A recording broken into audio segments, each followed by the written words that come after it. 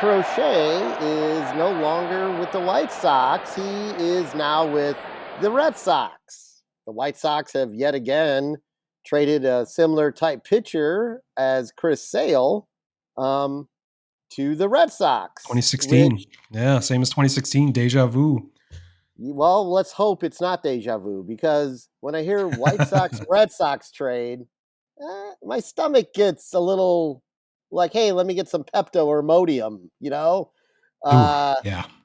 because like if you look at that trade, nothing panned out like it was supposed to, and here we Hmm. are in a second rebuild with no world championship in hand, and we've done a trade with the Red Sox. Now, looking at this one, which I'm gonna like jump into that in a second, it's a little bit more robust than the Chris Sale trade, mainly because at the time the Red Sox traded what was considered the number one prospect in all of baseball, Yohan Moncada, to the White Sox, and so they then the fill-ins were players of lesser value that have I can't remember the other two individuals, but they ended up not doing anything. So this one looks a little bit better. I've read different analysis of it. One was it CBS Sports gave the Sox a B and the Red Sox an A, and then the Athletic was like it was a good deal for both sides. And but both articles were very honest, and it's the same way I feel about it. Is can the White Sox develop these players? And that's the question. I mean, I feel like if it's a pitcher, yeah, there's a very good chance they'll develop them okay. But if they're a position player, will they? And that's the plague of the White Sox organization for the last 2 decades. But they got, I know Rosenthal said they got 4 of their top like 15 prospects. Every list is different, but the I actually went through all that, looked at that. They kept it's their I think it's their 4 through 14 prospects, 4 of those. The Red Sox held on to their top 3 prospects. But you got the number 25 overall, at least according to MLB Pipeline, and was it 54? I actually analyzed that because I had a whole segment ready to go if that trade hadn't occurred. If we had recorded this a day or two ago, uh, I had a couple trade proposals for Crochet to go to the Tigers or the Cubs, even, which is always the eternal fun discussion to have. But they actually matched up pretty well in a lot of ways, just because the Tigers had 5 different top 10 or top 100 prospects. The Cubs have 8. So at the time, it was rumored that the White Sox were going to demand like 3 top 100 prospects. It ended up being 2 top 100 prospects, and the Red Sox didn't give up their top 3. So I kind of re-looked at that analysis I was going to do and see what the Tigers and Cubs, if they could have matched that or beaten that, and they really couldn't have. Mainly because the Tigers would, if they're going to hold on to their top 3 prospects and trade their 4th and 5th potentially, it would have been like the number 40. No, it'd be like a number 52 and number 60 or something instead of the 25 and 54. Tigers would not be interested in giving up on 2 of the top 10 prospects in all of baseball, with Jackson Jobe, who's going to be in the rotation this year, and Max Clark, who's shortstop for the future, second baseman potentially. But those are both 2 top 10. So, their 3rd prospect is Kevin McGonigal. He's like the number 31 overall. And I think if there was going to be a trade within the division, which the White Sox are very clearly reluctant to do, as they nix deals that could have happened with the Twins last year. I think that the tax for that may have been, well, we need your 3rd best prospect. And that would have been Kevin McGonigal at number 31. I don't think the Tigers would have done that. But again, that's still not as good as what you got from the Red Sox. The matchup that comes the closest to what the Red Sox gave up is the Cubs. Cubs have 8 top 100 prospects, which is ridiculous, but they're a little bit lower down the range. Matt Shaw is their number one prospect. He's number 22 overall, which would only be 3 spots better than what you got from the Red Sox. So, I mean, if I went with the same criteria, if the Cubs held on to their top 3 prospects and started with their number 4, uh, they would hold on to Matt Shaw, Kate or Owen, Owen Casey and Kate Horton. Their next prospect would be Moises Ballesteros, catching prospect, which I don't think they'd even get rid of him. So you're back moving into the 50s again. So, and really, the Tigers and Cubs were the only thing that could come close to matching what the Red Sox did. Red Sox were just I didn't realize this, how many top 100 prospects they had, but they were uniquely positioned to give you a good return while they still held on to their top 3. So I think you guys did as good, at least in this analysis with MLB Pipeline. Uh, Statistically, you did as good as you could possibly do. If there was no one else out there, it's not like you could have turned down better deals from the Cubs or anybody else just out of spite. I think Chris Getz did a great job.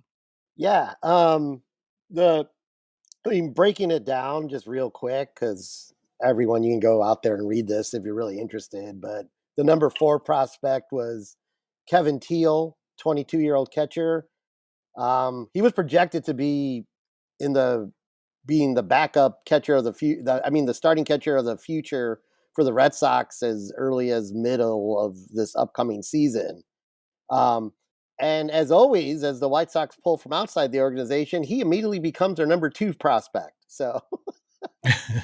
I looked all that stuff up. It's always funny because of how bad the farm system was over the last before, as Getz was taking over, how badly it had become that all these trades, these players all kind of slot very high.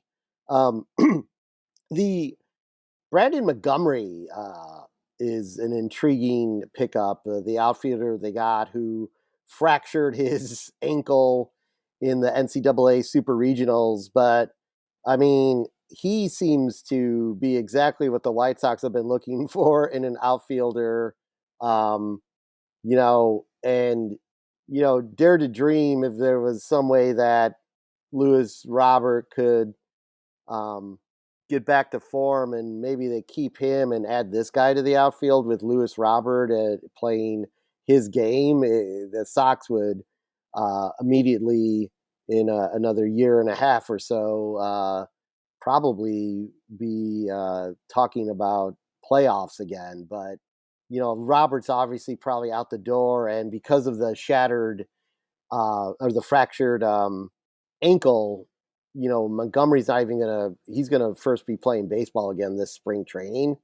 He's just started to resume, working out and things like that, but he hasn't even resumed baseball activities yet. So, um, he's not probably going to be anywhere near the White Sox until like 2027.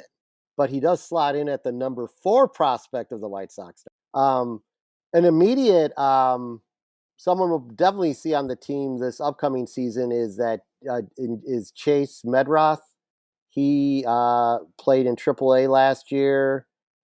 He's a high contact OBP, top of the lineup guy. He hit safely in 31 straight games in AAA last year. He's exactly what I feel like the White Sox have been looking for at the start of their lineup. Could be like it could be I have him, I put him in the leadoff spot personally, probably at second base. And he slots in as the number 13th prospect. Uh, Wickelman Gonzalez, the pitcher they got, he's a little more interesting. He's a prototypical White Sox reclamation project.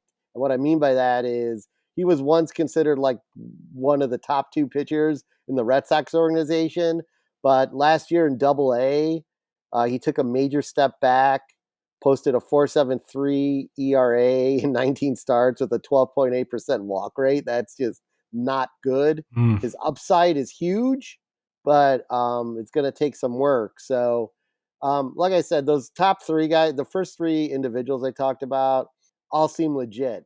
The question I do have is, because any White Sox trade, there's always there's always a question mark. And I understand, like, when you're dealing with prospects, you gotta like you want to take the best prospects that they're going to give you.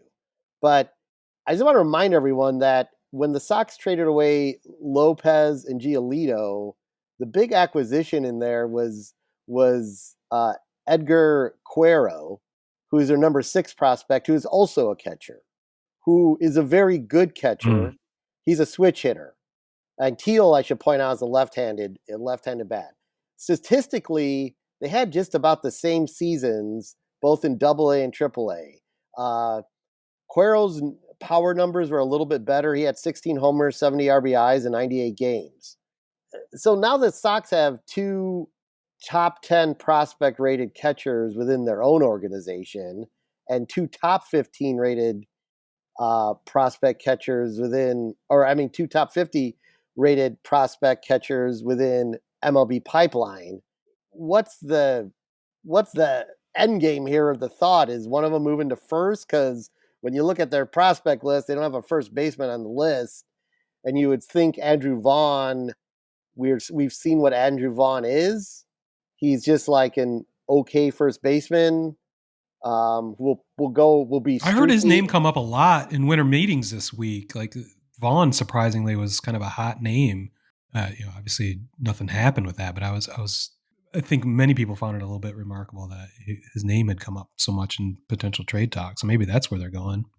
Yeah, I mean, I don't see him having any huge value. I think this is again a situation where you roll the dice with him and hope he has a good first half and then move him.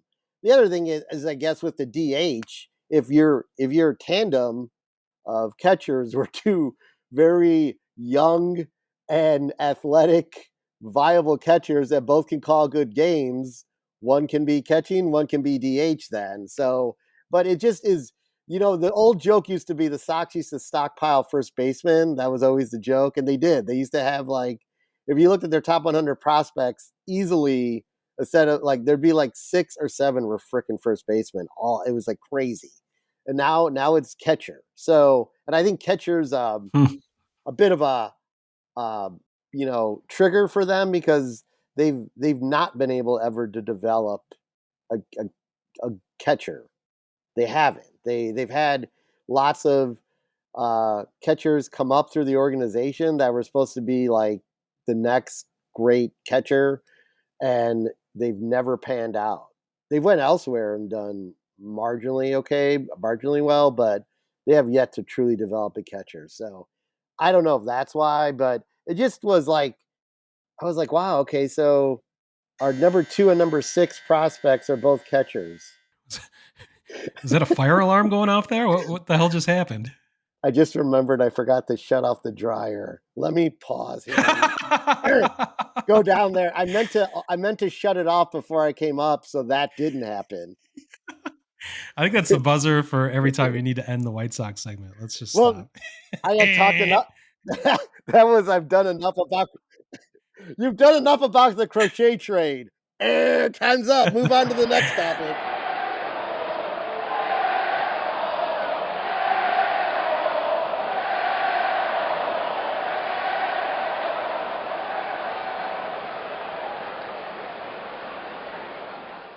Wordhole Media.